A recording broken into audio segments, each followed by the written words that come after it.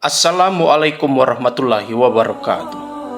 Sahabat beriman, bangsa Yahudi adalah bangsa yang biasa juga disebut Bani Israel. Julukan pada Israel ini disematkan kepada Nabi Yakub alaihissalam yang punya sebutan Israel, yang artinya adalah kekasih Allah.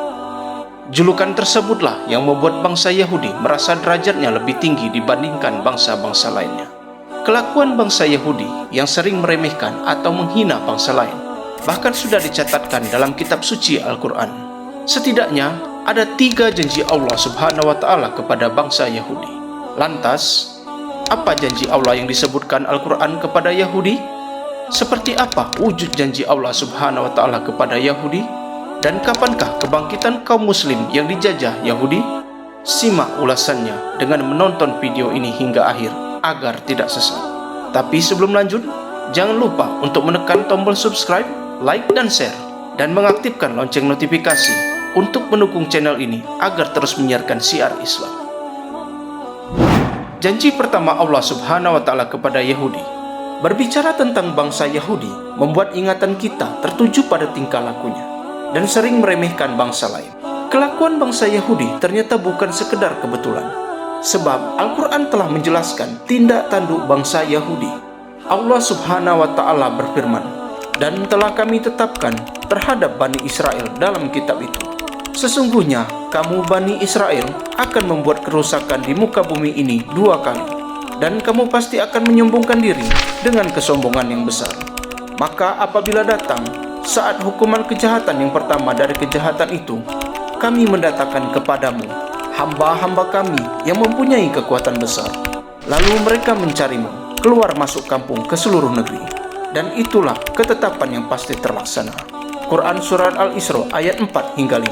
Ayat tersebut turun di Mekah, jauh sebelum kaum muslimin mempunyai kekuatan di Madinah. Dalam catatan sejarah, bangsa Yahudi telah berkali-kali mengalami kehancuran sebelum datangnya Islam.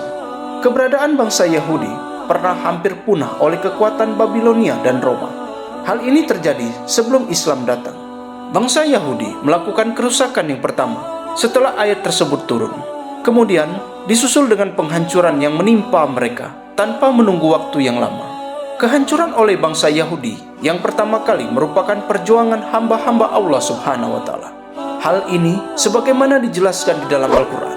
Dialah yang mengeluarkan orang-orang kafir di antara ahli kitab dari kampung-kampung mereka.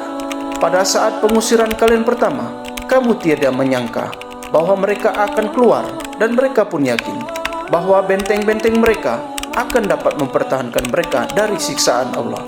Maka Allah mendatangkan kepada mereka hukuman dari arah yang tidak mereka sangka-sangka, dan Allah mencampakkan ketakutan ke dalam hati mereka.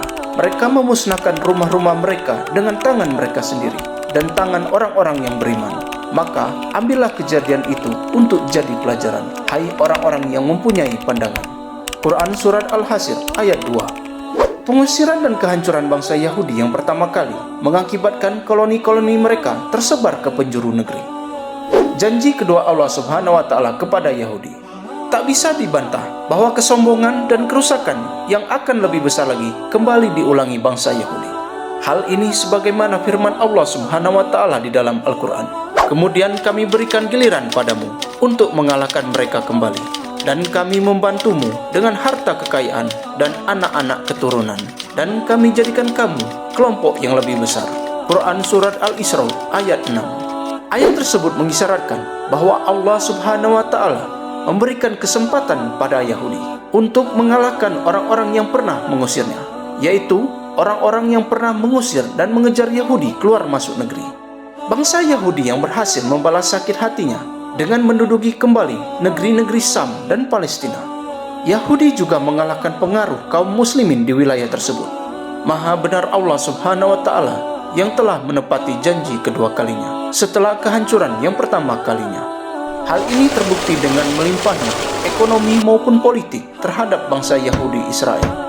Imigran Yahudi mengalir deras dari segala penjuru negeri ke bumi Palestina tanpa bisa dicegah kaum muslimin. Kekuatan ekonomi dan militer barat hampir seluruhnya berdiri di belakang Yahudi. Karenanya, kesombongan Yahudi pun meningkat hingga saat ini. Sejarah mencatatkan lembaran hitam kaum muslimin akibat ulah bangsa Yahudi. Janji ketiga Allah Subhanahu wa Ta'ala dan kehancuran Yahudi. Derita masyarakat Palestina akan penjajahan Israel membuat sedih umat Islam di seluruh penjuru negeri. Kekejian yang dilakukan Israel sesungguhnya hanya akan mempercepat datangnya hukuman dan siksaan Allah Subhanahu wa Ta'ala. Hal ini sebagaimana dijanjikan oleh Allah Subhanahu wa Ta'ala yang dijelaskan di dalam Al-Quran. Jika kamu berbuat baik, berarti kamu berbuat baik bagi dirimu sendiri. Dan jika kamu berbuat jahat, maka kejahatan itu bagi dirimu sendiri. Dan apabila datang saat hukuman bagi kejahatan yang kedua, kami datangkan orang-orang lain untuk menyuramkan muka-muka kamu, dan mereka masuk ke dalam masjid, sebagaimana musuh-musuhmu memasukinya pada kali pertama, dan untuk membinasakan sehabis-habisnya apa saja yang mereka kuasai. Quran Surat Al-Isra ayat 7. Dari ayat tersebut, Allah Subhanahu wa Ta'ala telah memastikan akan lenyapnya bangsa Yahudi dari muka bumi. Maha suci Allah Subhanahu wa Ta'ala yang telah memberitahu kepada kaum muslimin akan memasuki kembali Masjidil Aqsa. Hal ini sebagaimana di masa pemerintahan Umar bin Khattab yang menaklukkan bumi Palestina. Dalam kitab Taurat, Allah Subhanahu wa Ta'ala telah memutuskan bahwa Bani Israel akan memasuki bumi yang diberkati, yaitu Palestina. Bahkan di sana mereka mendirikan pemerintahan. Tetapi kemudian mereka membuat kerusakan besar, sehingga menyebabkan Allah menghukum mereka dengan cara mengirim hamba-hambanya yang tangguh. Setelah kerajaan mereka binasa, mereka diusir dan dicerai-beraikan.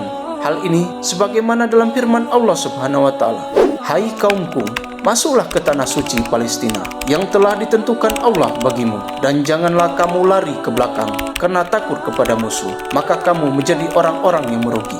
Quran Surat Al-Maidah ayat 21.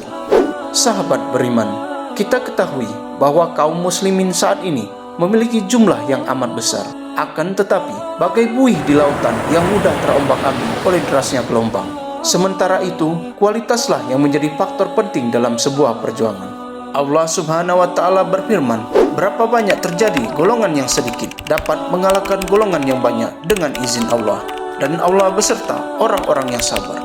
Quran Surat Al-Baqarah ayat 249. Wallahu a'lam bishawab. Wassalamualaikum warahmatullahi wabarakatuh.